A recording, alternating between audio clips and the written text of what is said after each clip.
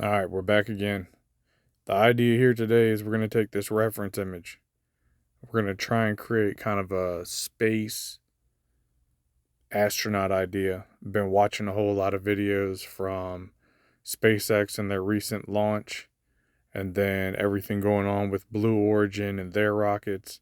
So I thought it'd be a cool idea to kind of take a reference image, but then make something else with it. And here's what I started with.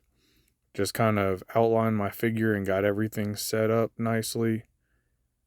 I know a lot of people talk about struggling with hands. Mine definitely looking a little bit sketchy. But then as I went to fill in this guy, I don't know what it was. He started to look a little bit too small.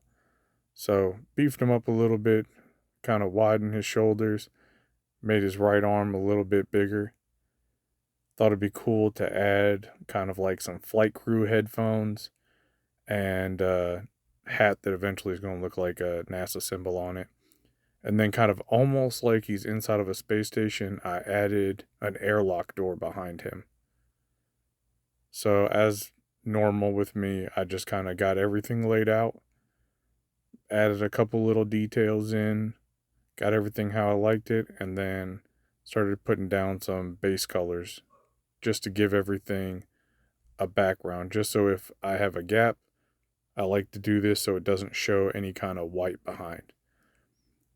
It's looking kind of white in this picture, but my background right now is like an off-white, kind of like a dirty color, so that it makes everything kind of look old and worn in. In the end, the result that I got, I felt like still this picture looks a little bit washed out. I go back in later, try to add more color, more contrast.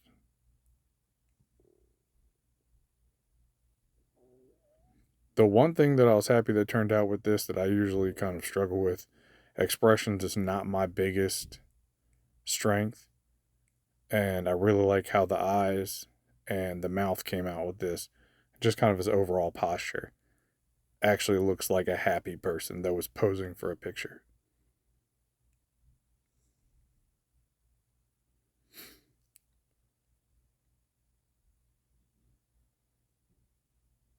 If I was going to do this one over again, I think I'd probably go in, ink my lines a whole lot better, clean everything up, and then definitely make my lighting a little bit stronger. So it's like coming from one specific source, if it's like the camera that the picture's being taken with, and then darkening the background a whole lot more. So I'm kind of trying to build up my color as I go. One thing that I like to do in Procreate is to kind of help add shadow. I might create a layer, add black to it, and then turn the layer down so that it's kind of transparent, but it darkens everything that it's sitting on top of. That's what I did with like the area under the nose and in the eyes and then below the hat brim.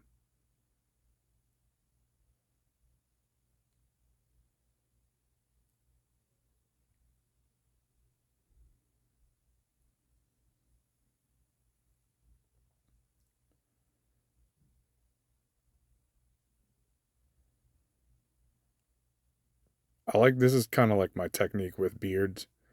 Um it's kind of like hashing, not like full on cross hatching, but like kind of hash marks. In the past I've kind of varied different colors. This one it's just black with the brown behind it, but kind of just my style with how I do that.